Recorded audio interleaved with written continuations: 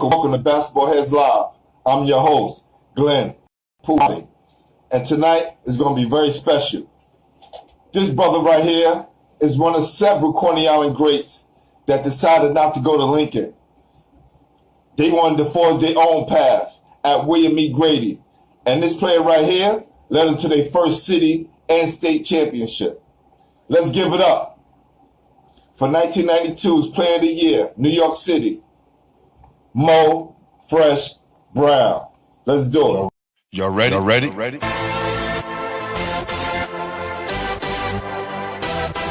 Yeah. You have just stepped out into the world of chaos. Where everybody goes hard. Come on. Go hard. Go hard. Go hard. Go hard. Go hard. Go hard. Go hard. Or go home. Never back down. You gotta hold your own. Go hard. Go hard. Go hard. Go hard. Go hard. Go hard. Go hard. East Coast. Go hard. West Coast. Go hard. Midwest. Go hard. Dirty. Hurry up, everybody. Get online, buy your tickets, cause the game about to start. There you go. There you go. My God. What's going on, baby? What's happening, man? We good, man. Listen, first What's up? I want to say Good. I'm representing my brother. 530. Representing the 530 brand. Oh, that's love right there. Facts. Definitely. Fact. Thank you, 5. I seen 530 doing his thing. I'll be checking out his podcast, and I love the merch that he got out there. So salute to 530. Oh yeah, definitely had to support my brother. Facts. Even though And both you guys come from my brother building, right? Mm-hmm. Well, I came from your brother building. There you go. Yeah, definitely. And 530 was further up. Yeah, down the way. Yeah.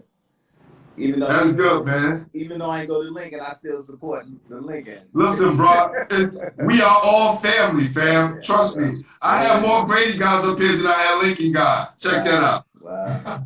Facts. We deep. We all rooted. You know what I'm saying? We all rooted. And y'all up here representing. Definitely. Yeah. Definitely appreciate So, you having me too. For sure. I just want to ask you right off the bat. First question we always ask everybody. Who introduced you to the game?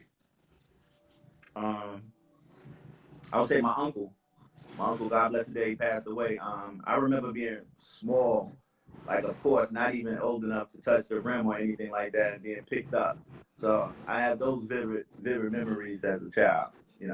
I had to be maybe 2-3 years old, and so that was I think the introduction. I don't think I had a passion. Of course, I grew a passion over the years for it. But that's where it started. That's where I got introduced. Okay. So when you was coming up, who was the best player in your neighborhood? So, all right. But let me tell you. So the introduction really to basketball for me, was Tiny. Tiny was somebody I looked up to. Like Tiny was like Jesus Christ to me, man. I looked at him as like a god. I tell people don't realize how good Tiny was. They look at a lot of his coaching and all the success he had in coaching and don't realize Tiny was a beast, man. He was definitely somebody that I wanted to be like, and that kind of inspired me. So to me, we all have to find somebody that we can follow behind, and for me, it was him. He was a small guard, but he was fearless. He was fearless, man, and that was just somebody I looked up to and wanted to be like. True. So what was the first team you was on? I think I played I remember playing in the neighborhood, in the neighborhood center, Cary Garden Center. I think I played with Flight. There was a bunch of us playing. We was young, and I remember just having fun, scoring a lot of points, even at a young age. I was clueless to the game. I didn't know what I was doing, but I enjoyed it. So that's what kind of really, kept me going, because everybody was doing it, and pretty much, it was an active sport, and everybody was, just enjoying each other and having fun together. So. Listen, I remember coming out there because my family was out there, and it just seemed like the guys at Coney Island just had a different kind of love for basketball. What makes Coney Island players different from everybody else in New York City? Because I think we were on an island. I think we felt like we were separated from everybody. And everybody was kind of battle tested. Everybody wanted to. I think the competition within the neighborhood was stiff. Like you didn't even have to leave the neighborhood, and you could get some fierce competition. Like each block you go to, there was some tough competition. So I think just that alone, that made everybody want to step their game up and be the best they can be. Because you had some guys that wasn't even, some guys that just was street guys, but wasn't really considering going to school or anything like that. But they were tough, and Right. they definitely had the ability to go to school if they chose to. And you guys was in close proximity to each other as well, Yes. right? Definitely, So, yes. you could bump into a game or a basketball court or somebody who was All-American or somebody who just came home from college. Yes. They was all over the place. Oh, that was easy. It was easy to find, man. I remember coming home from college, and playing against Steph in 329. That's and the center is so small, and it was like it was fun though. It was fun. He had a good game. I had a good game, but it was some really really good competition. But those are the games where that's memorable. It's just memorable and just having fun with guys that like especially for him, me watching him just kind of go to the next level. Right. Like I just seen him grow. Like it's like one summer he came back and he was just a totally different player. I was like, wow. So I was like, he's out of here. Right. So that was pretty cool to see his progression. Did you have any mentors coming up that kind of helped steer you in the right direction? Nah, I was a knucklehead, man. I wanted to do stuff my way. I was kind of stubborn.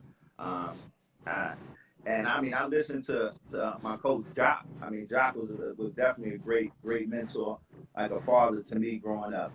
Especially once I got in Grady, and that's where I wanted to be at anyway.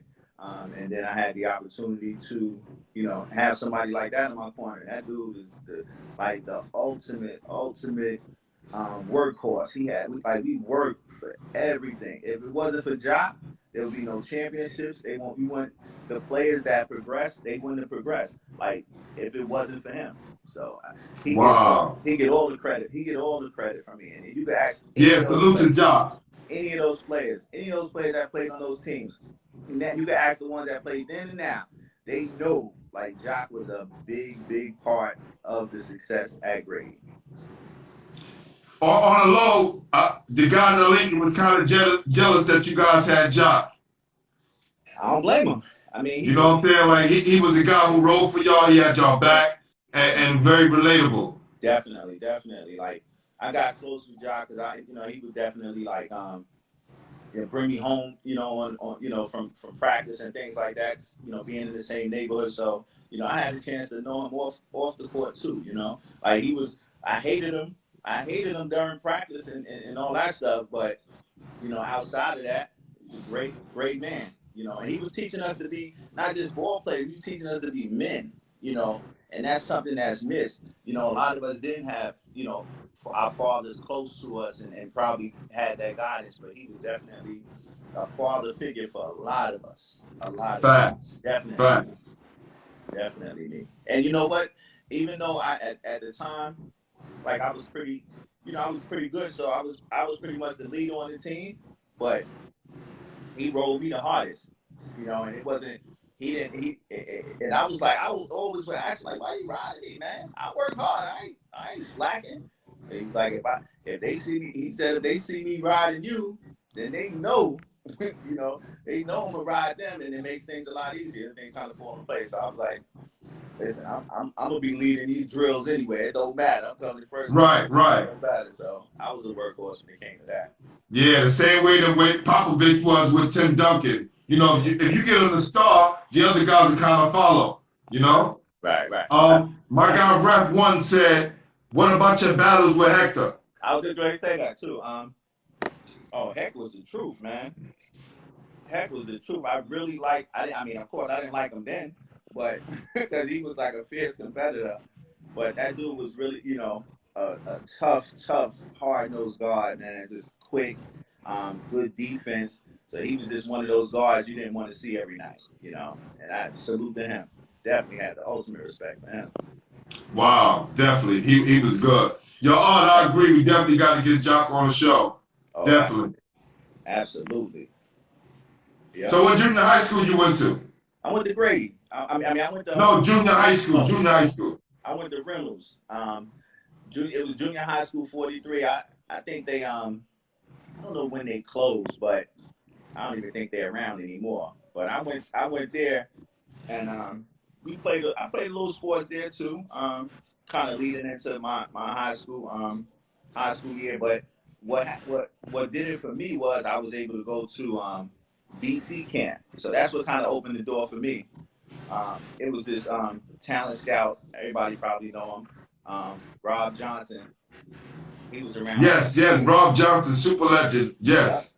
He was a guy that he was around the Marburys, and I was playing pickup ball in 288 one day, and he was like, "Who is that kid right there?" So I think Juju kind of told him who I was or whatever, and he asked me. He was like, he said, "Can you want to go to camp?" And I was like, "Sure." And I went, asked my grandmother or whatever, and he said I didn't have to pay anything or whatever. So I wound up going to the camp, and I wound up, doing really well. I think I made top 20 as an eighth grader going into the ninth. So I did really well. Ron Clario was my coach. Ron let me go, man. He let me play. Wow. And he didn't try to steer you to come to Cardozo? Nah, he knew I was in Brooklyn. I wasn't going nowhere. No, sir. I was trying to get in Grady. That's the thing. Like, nobody knew. Like, after that camp, I came home. A lot of high schools was calling. My grandmother was like, "What do you do up? What happened? What you do up there?" I was like, "What do you mean?" She was like, "You got schools calling here." I was like, "Oh, don't worry. I'm going to Grady." So I just wanted to get in. I wanted to get in. Where did that come from? Lincoln, the big boys in the block. Why are you not going to Lincoln? What's the deal?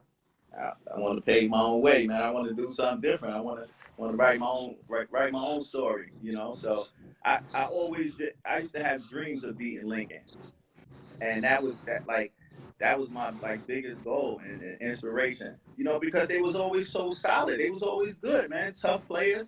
They kept a Marbury. They kept a Marbury in right. For so many years, and those guys was great. And I just wanted to compete. It was definitely no animosity. We were always friends. We all loved each other, but we all, I just wanted to compete against them. I wanted to beat them. So I got my opportunity my sophomore year. So. So let's go into that. You went to junior high school up to your ninth grade year. Then you went. I went to Grady when I was in the ninth grade. So. Ninth grade. But I didn't play a whole lot. Yeah, let me tell you a quick story. So this how stubborn I was, man.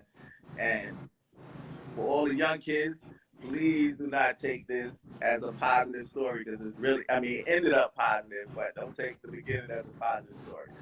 So we were playing like a scrimmage at Grady, and I was a freshman, of course, and I wasn't supposed to be playing a whole lot, but I thought I did. In my head, I felt like I should be playing, and I remember they didn't play me, and I left. I left the game. I left at halftime. Went home. I was going to transfer. I wasn't coming back. And during the game. Left, went home, came back. No, I didn't come back. I left. So one of my teachers was coming to the game, and I was going out the back door. I left.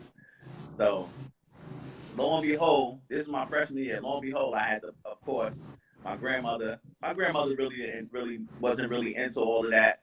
So she just was pretty much going along with whatever I wanted to do. So she was like, "If they not gonna play you, baby, then you just don't have to go there." Of course, she was supportive. But I knew I was just being stubborn. So I wound up, talking to Coach Ringle, and he was like, "In order to come back, you're gonna have to apologize to the team, and they're gonna have to accept your apology in order for you to come back. Whatever, you're gonna have to sit out a few games." So I was like, "I bet I'll do it."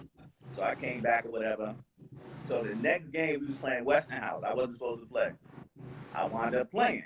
I scored 12 points. I remember this. I think we won that game. So then the following game, this was like my coming out party. We was playing Hillcrest at Hillcrest in Queens. So everybody was traveling separately. So a lot of the starters didn't get there on time, so I wound up starting. And had my best game as a freshman. So I had like 26 points. It was like a coming out party for me. So it was like I arrived. So at that point, they kind of let me play a little bit more. So, but I went from it kind of worked out in the end, but it wasn't the right thing to do as a young kid, to just be patient and kind of listen to the process. But I was stubborn and being silly about it and tried to do it my way. So, but it ended up in a positive way. The team did accept me back, so I appreciated that. Yeah, and you had the frame of mind to come back and trust yourself. Because sometimes as a player, we get down to the dumps and we don't trust the process. Yeah. And you're right, young fellas out there, listen, you gotta trust process. Yeah. I know you think in your mind, you know what's best for you, but trust me, all of us had to ride the pond. I rode the pond as a freshman, Pat. Alphon rode the pond as a freshman. Arthur rode the pond as a freshman. A lot of people that I know had to ride the pond first, and then they make their way. Yeah, you got it. Speaking of that, Pat Alphonse said he went to see Stephon in the game in Minneapolis, and the media book said he looked up to you. I mean, I'm sure he looked up to a lot. You know what I said? Yeah, I did. So, I mean, the ultimate respect. I have the ultimate respect for Steph. I mean, it's unspoken. Like, I don't really have to say it. He knows.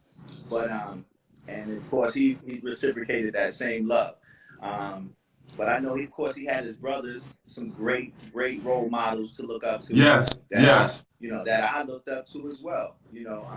But I think because I was so close to him in age, and we was competing against each other, he kind of used some of that, some of my moves, I guess, on my techniques on the court. But I mean, I appreciate that. That's an honor, coming from Coney Island legend like Steph. So.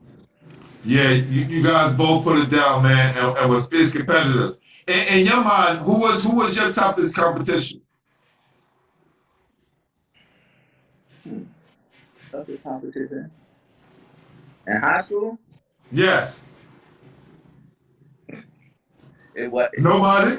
Listen, bro, it's all right. It's okay. It's all right. Okay, no, I'm gonna take that back. But I was a freshman. I was young. Khalid Reeves and Derek Phelps. Them dudes was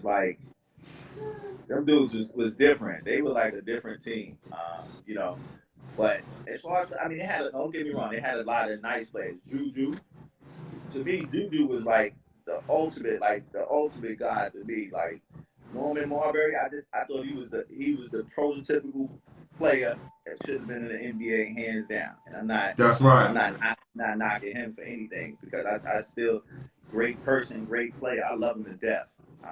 But he was one of the guys I looked up to and was like, wow, this dude's sky's the limit.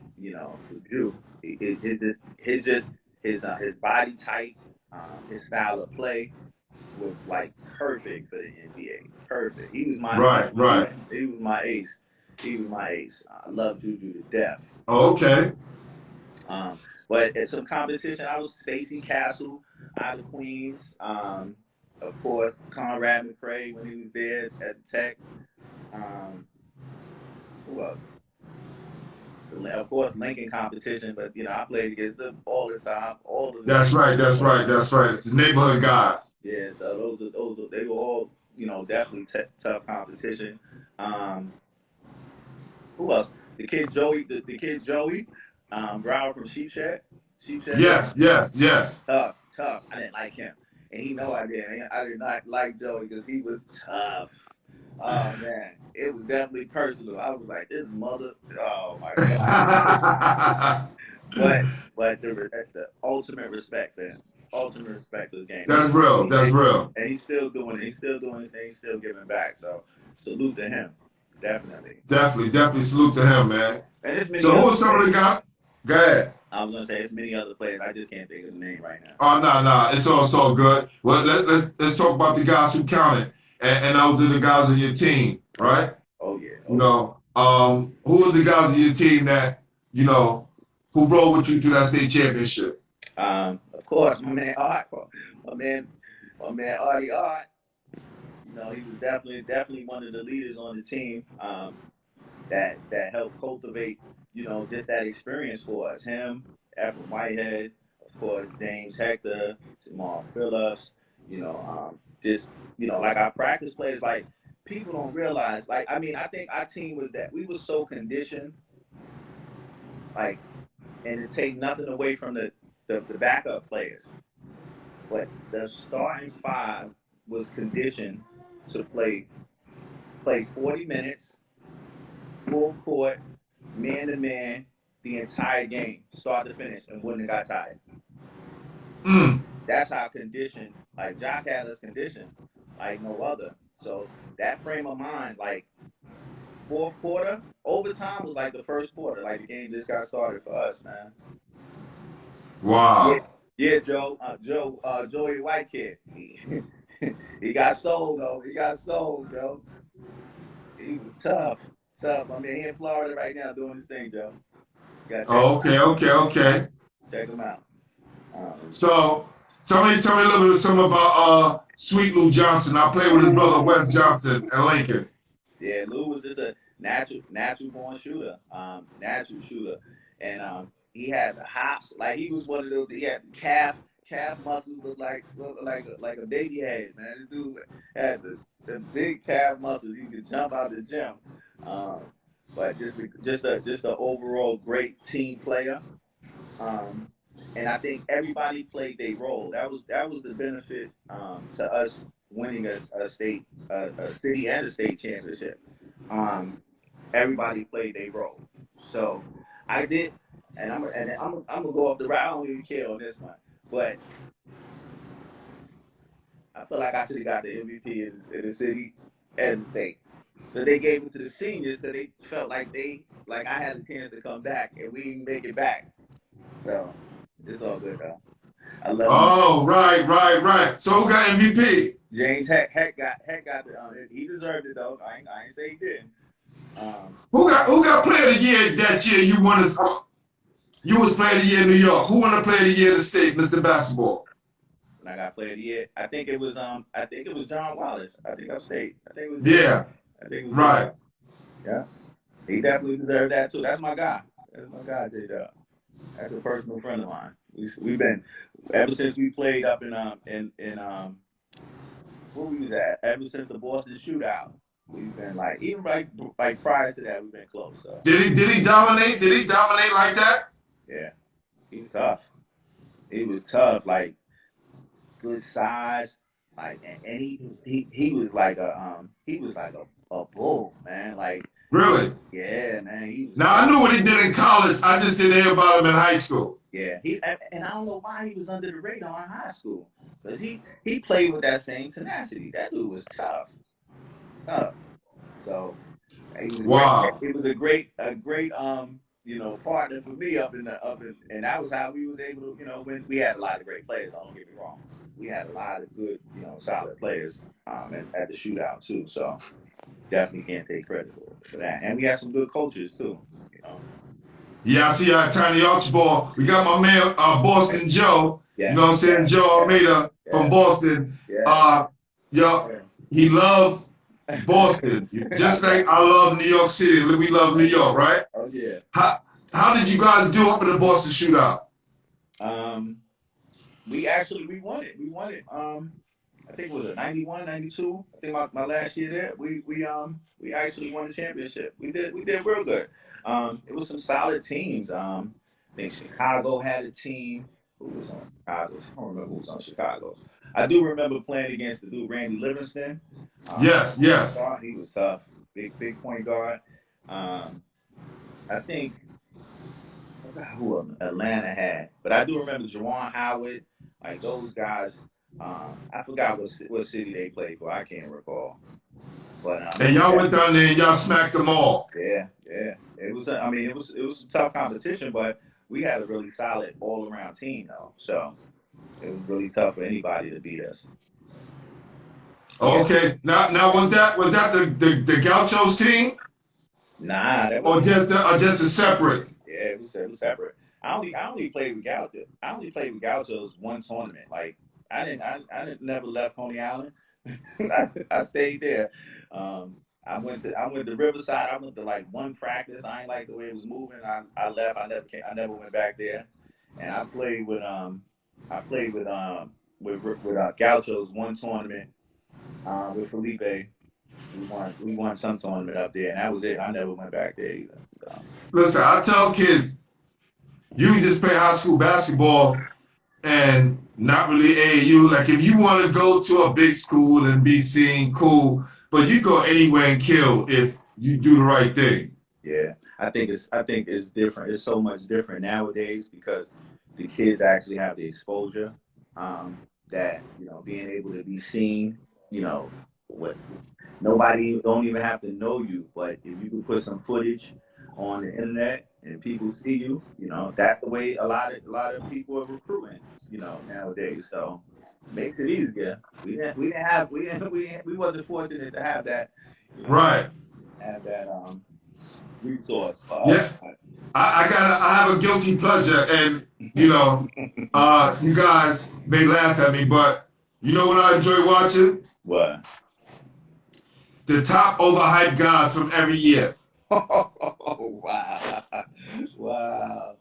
I love watching those videos. I love watching these dudes who make good videos, Right. and they're scoring on every play, and they're not showing any mistakes. And these guys are like unbelievable. And 3 years later, 2 years later, you never hear from these guys again.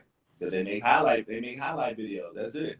They be highlight players. It's great highlight players. That's what I call them. Exactly. Yeah. That's crazy. I don't really I don't watch it. I don't be on social media a whole lot, but when I do, I check it out. But it just makes me laugh. Yo, it's crazy. Stim said, yo, I told you I had to plead with Juju to play with me uptown. Coney Island was their own comp. Yeah. For real. Juju, I know that for a fact. I know Juju never really left the neighborhood. But that's the thing, not a knock to any program or anything, but you can really you was getting good competition like without even leaving the neighborhood. So that was a plus, that was a plus because the guys that like you wanted to be better than the guys on the next block, like I was running the beach every day.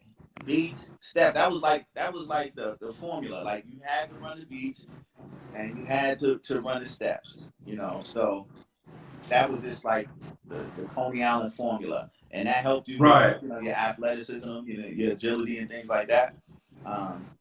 So that made and then like your endurance was out of this world. So we played all. Yeah, y'all had that beach, man. Y'all had that beach. It was incredible. That was a bonus. That was a big bonus, man. I wish I had the beach now. All right, so who ass did you bust to let you know you was ready for prime time? You said who I had who? Say it one more time. Give it to me again. Who ass did you bust to let you know you was ready for prime time? I know a lot of people got that work, but I want to know who was that what was that one game when you said, you know what? They can't quit me. Damn, that's a good one. I don't know. Rob Folk, Pat, let me know. What was one game where my guy Mo Fresh killed somebody and left the court like the king? Yo, let me tell you what. Let me give my man his props. Lamont Jones. Lamont Jones. Yo. Another assassin. Yo, he was probably the first guy that I ever played against that bust my ass. Wow. You don't even understand. When I tell you, he embarrassed me. This was in camp. He embarrassed me, and Jock was his coach. He scored on me, and he didn't let me score. Where was this at Brooklyn Tech? When he was at Brooklyn Tech? No, this was in camp. This was in BC camp. Yo, that dude was, to me, high on the pedestal. Definitely underrated. He don't get his just due. Well, I'm trying to give him his just due. I told him to come on the platform so people are dying to hear his story. And Lamar Jones, you're hearing this. Your guy Fresh is giving you your crown right now, fam. And it may not mean that he probably don't even remember because he was probably giving it out like that to any and everybody. But I can tell you, being competitive and I didn't like that feeling. I did not like that feeling. So he kind of put the battery in my back and made me go hard, yo. He made me go wow. Salute Lamar Jones, BC All-Star. Wow. He was probably one of the official two-way players. He was a two-way player for real. So he was tough. Wow. Art said you gave B. Walker from Hillcrest to work. Well, I think that's the game. That's the game when I had 26. That was my freshman year. That was my best game as a freshman. So I did have a good game. I can't. Okay. I can't really. Like, I ain't gonna really say I was.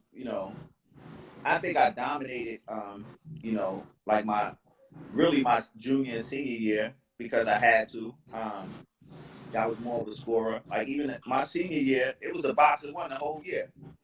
They played a boxing one to me the whole year. Wow. I think I still averaged 26 with a boxing one. But Darryl Flickin made sure I didn't get 26. Darryl Flickin shut me down. So Okay. Hardly. I think the first game we played against them at Lincoln, I think I had 20 at halftime, and then they came out at halftime, and Harding said, "Boxing one." Yo, he loved boxing one and triangling two. Yeah. We ran the boxing one on ice, Leslie, both times. Right. Both times we played against him. That was a legend too. I never seen him play, but I know he's definitely legendary. Grady legendary. Yeah, he was definitely a walking bucket. Yeah. Yo, definitely. Let me clear something up too, and I'm not sure. I don't know what the numbers are as far as the scoring leader in Grady. I know at one point I was, but I can tell you hands down, it got to be Quincy Doobie. And he only played. He wasn't even there 4 years. That's how good he was. Wow. He probably got the points I had in 2 years. Damn. He was the truth. He was the truth. Yeah, salute to Quincy Doobie for sure. So I don't really know the stats. I know, God bless his dad, Ringo was one of the guys that kind of kept up with that stuff. Right. But I remember when he told me that I had passed Eric Leslie. So I thought that was a great accomplishment, especially hearing the stories about the legendary Eric Leslie, that he was doing it when they even had a 3-point line. You know what I mean? Yeah, definitely. He was just putting up a lot of shots. He was definitely. Yeah. I say Quincy Doobie only played 2 years. 2. Yeah. That's how serious. Truth. Yeah. That's crazy. Truth. So who do y'all beat in the city championship? Manhattan Center. Yeah, my man John Arnold's not gonna like this. Damn, so y'all got beat by both schools right next to each other? Yeah, we played. We wound up getting Manhattan Center. So here's the thing: we won the city. So we were so excited that we won the city. We wasn't even thinking about, like, the state wasn't even on our radar. We wasn't even right. The city is definitely the big thing. Yeah, being the city champ, that was like the goal. So then we go up to Glens Falls, and we wound up playing, the Catholic school champion, which was Jamal Mashburn. We went Cardinal Hayes. So we wound up beating them. We beat them in the semis. And if it wasn't for Jock, Ringo didn't show up for some reason. Ringo didn't show up to the state championship. So Jock Jock ran the show. I mean, behind the scenes, Jock ran the show anyway, but so it wasn't nothing new. for us. So we knew, we knew who to follow. But Jamal Mashburn came down. The score was 9-zip. Jamal Mashburn, Grady zip. Jock called the timeout. We changed it up. We did a boxing one. Changed the game. That was it. Oh, so it's just like we gonna let everybody else score, but he not scoring tonight. Well, he had 28. I believe he had. I think he had about 28. But they wasn't gonna be like, we was such a tough team, like an overall team, that it was gonna be tough for anybody to beat us. And I ain't saying we was unbeatable, but we that year we was what, 28-1. Yeah, y'all had all the right people. Y'all had all the right. Yep. And What was that game y'all lost? What was that game y'all lost that turned it around? I think Arthur mentioned it. Yeah. I was I had got injured the game prior. Who did we lose to? Lachlan. We lost to Lachlan and Bishop Lachlan and what's on the Doc Turner. I think it was the Doc Turner Classic. Correct me if I'm wrong, Art. I think it was the Doc Turner. Art was running the show, and they said we just came up short. It was a good game, but we just came up short. But that was the only game. That was the only game we lost that year, and I was out. I had to sit out that game with a sprained ankle. Okay, my guy Serious Styles said me and Ringo took a single engine plane to Glen Falls and got there late. Yeah, Art said it was the Doc Turner tournament. Okay. Yeah. Yeah. Okay. Yeah. Cool. So who was the school that was recruiting you besides St. John? Oh, okay. Of course, I visited Rutgers, mainly because my guy Jamal Phillips was there. E. Jones, what up, E. Jones? My guy JP was at Rutgers, so I visited Rutgers. I kind of knew I was going to St. John's. I wanted to go to a Big East school, get to stay home and play. On paper it looked good. As far as everything, would work out for me. I had a senior ahead of me. Worst case scenario, I'll sit a year and then I have 3 years to kind of flourish. But of course, it didn't go that according to plan. But the other school I visited was Duquesne. I hung out with E-Dog, Effrem. So I went up there visit Duquesne. That was I think that was the only 2 schools I actually visited, and I visited St. John's. That was it. I think Michigan came in late, but I would have never considered that because I would have never thought about Big Ten. Yeah, and not only that, they had the Fab Five. Right. Fact. I was like, ain't no way I'm going there to sit behind it. I had no clue they were all leaving. That might have been the best. Right. You never know because all those guys left anyway. Yeah. So how was the transition from high school to college? It was tough for me, mainly because even though I played the point in high school is way different from the point in college, and then really based on the program that you go to, it's what type of freedom they allow. From the point guard. So, even though I was the point guard on paper, I was more of a scoring guard. But, I guess it's frowned upon to be a 5'9" scoring point guard. They want more so. Well, I guess my man Isaiah Thomas made it fashionable to be able. That's right. But I was definitely more of a scorer. So I kind of had to adjust my role. And again, my freshman year in college, I didn't learn. I didn't take advantage of that learning curve as I should to prepare myself for the years to come. And I was just so focused on why I'm not playing. But I felt like I would learn from playing, not from just watching. You know what I mean? So I felt like they could have had a better process, with kind of nurturing my talent. And I don't think they did, but I'm not faulting the program. It is what it is. I got no knocks to the program. I wish I would have definitely considered other programs that was more tailor-made for my style of play. If I knew what I knew, of course, I probably wouldn't have went to St. John's.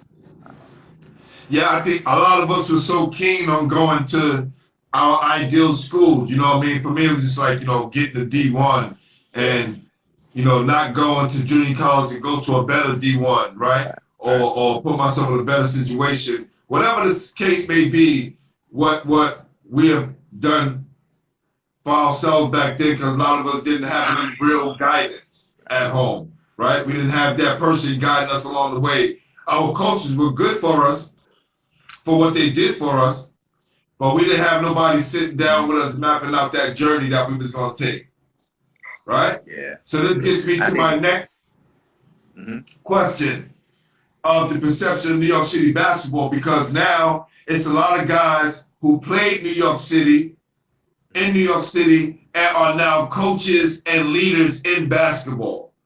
We went through the lessons, right? But it seemed like we had a better time and had, better choices as far as school is concerned than these kids now, who have way more opportunities than us. Yeah.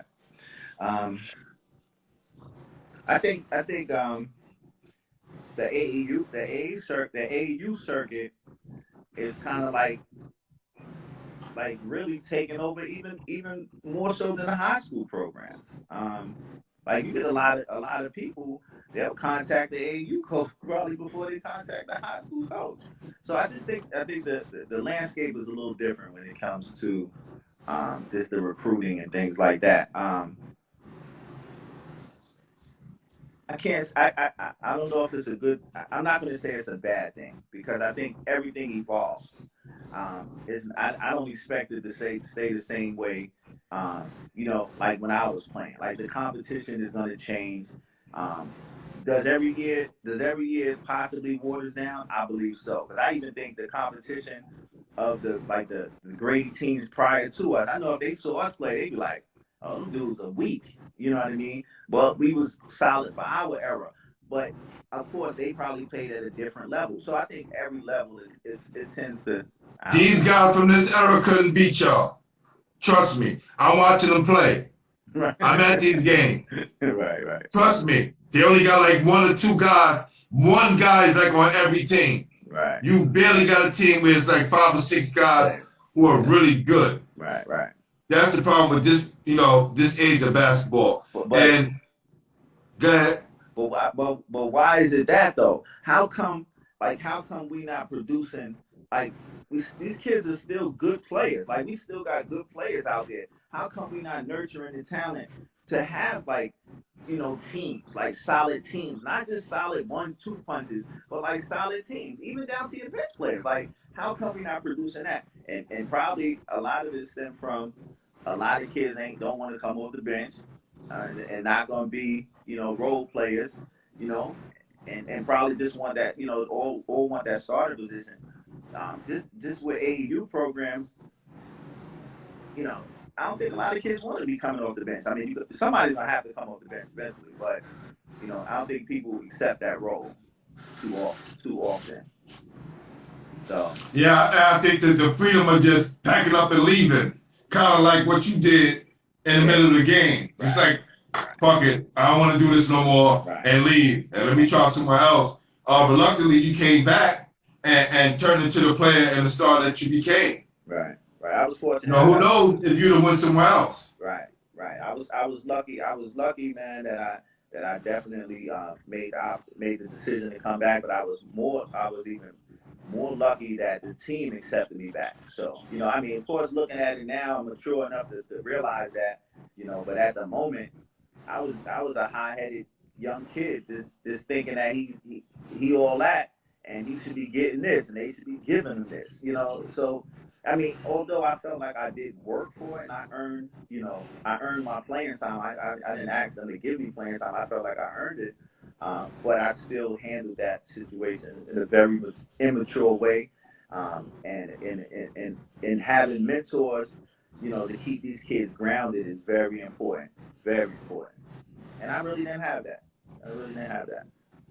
Yeah, I listen, a lot of us didn't have that, Mo, but the point where I'm getting at now is that we are those guys. We are those coaches, right? We are those guys. And a lot of us you know, when I said us guys at Lincoln was kind of jealous that you guys had Jock because you guys had a black man that we could relate to. Not saying we could relate to our coach, right?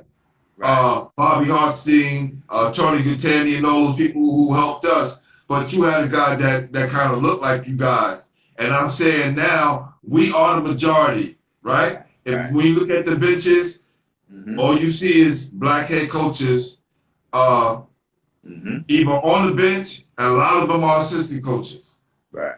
So I'm saying now that we have been through that process of seeing what is needed to do, I'm just saying with that knowledge, New York should be in a better place right now. Yeah, it should. It definitely should be. I think more people are eating and getting money, but the kids are suffering. They are. They are.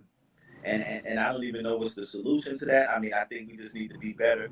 We need to be better stewards of the game. We need to give back, because I do recall, like, guys giving back to us, like me directly. I recall that David Disco Reed from Coney Island, Salam, like those dudes, those dudes in the community, they gave to us. They didn't have to do what they was doing. They wasn't getting paid to coach those teams. They was just doing it, Right. And that definitely gave us a start, So I think we have to definitely get back to these kids, in some way, shape, or form. That's dope. I think it's very important. Also, let me shout my man Rod out too, man. Sherrod Folk. Yo, let me tell you, he was the problem as well. Watch him come up and give people a lot of work in the Brevo Coliseum. Yes. I know. I had to play against him too. I know. Rod, definitely. So, tough two-way guard too. So you had 3 players, right?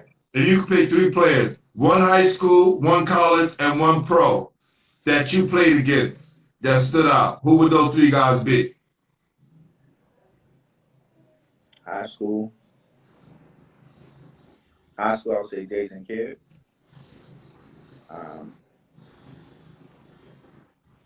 College, I got 2: Lawrence Moulton, Terry DeHare.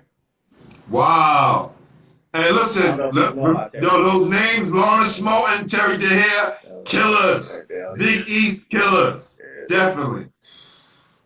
Ooh. And again, I like with Terry DeHare, I was a freshman, so I really didn't get it. With Terry DeHare, I really didn't get to play against him, but I watched him assassinate us at the Garden, so he was definitely one of my favorites. But Lawrence Moulton, he gave it to us, so definitely him. But they were definitely solid, and definitely I'm gonna say one of my all-time favorites. I'm gonna say Stephon Marbury, baby. Gotta give my props to my man, yo. Definitely. Legendary. Yeah, I always said Steph in top 5 that come out of New York. The whole Marbury family, they all. Yeah, definitely. They all contributed to his success. I mean, so. That's real. What can you say? That's real, man. Well, look, it was a pleasure having you, man, and you answered a lot of questions that I wanted to know, and I'm guarantee you that our audience wanted to know, and kind of filled in some of those blanks. Oh, one more thing. Who was the coach at St. John's when you was there? You want me to say his name, really? Nah, Brian. Because it'll make sense. It'll make sense. It was Brian Mahoney was the head coach for 4 years. Makes sense. Makes sense. I get it now. However, who recruited me? Lou Klein II came to my house and talked to my grandmother. 2 weeks after I signed, Lou resigned. And you're right, because you already had it in your mind you wanted to go to St. John's anyway. Right, but it would have been nice to play under Coney Island. I think you would have flourished. Under Luke Coney. I do think that it would have been. I thought it would have been better having Coach Mahoney, because I felt like he was a younger coach and he would allow me the opportunity to play my game. But for some reason, it just didn't. Me and him just couldn't get on the same page for whatever reason. I think he was stuck in his ways, man. He was, and it's cool. That's right. That's what we live and we learn, right? Absolutely. Check this out, my brother. Absolutely.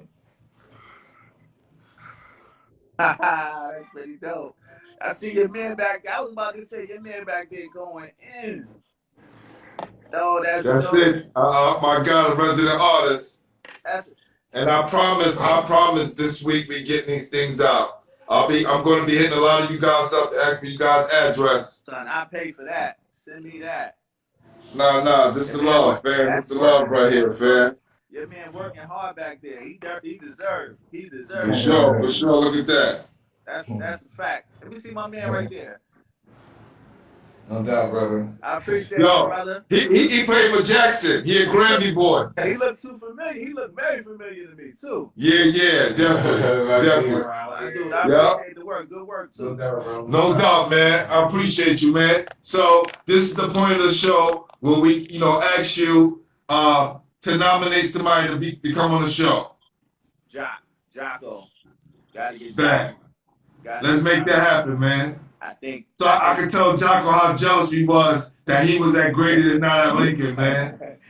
I think Jock would like bridge the gap because he was around he saw a lot of different generations, so he can give you more insight on the Grady history. Of course, way more than I can, of course.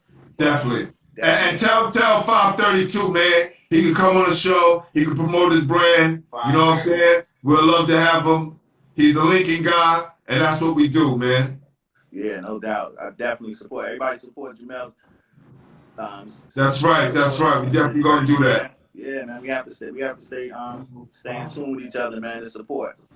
That's right. I will be posting that tomorrow. We'll be posting one of his sweatshirts tomorrow on Basketballheadzz. I'm gonna do that. Bet. Cool. I appreciate you, brother. All right, man. Love you, young king. Wait 1 second. Let me tell you. You don't know I looked up to you too, though. You don't realize that, right? I remember you used to come around. You was 6. They said that's 6, brother. I was like, what? Get out of here. And you was doing your thing. I appreciate you. I appreciate the platform you created, and keep doing positive work. I love it, and I appreciate you, man. Thank you, brother. Salute. Always, man. Salute. No doubt. No doubt. That's right. My guy, Mo Fresh Brown in the building. We're going to do it right. We're going to do this the right way. We're going to get out of here.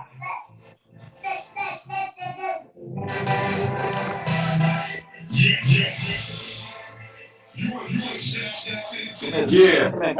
That's that diamond play. Who know about that diamond play right there? With the ball bouncing in the air, right? Duke calls the play. He said, yo, catch a picture of me while I do this. Yeah, that's dope. This is dope, y'all. That's dope. Boom. They're going to fuse it right here.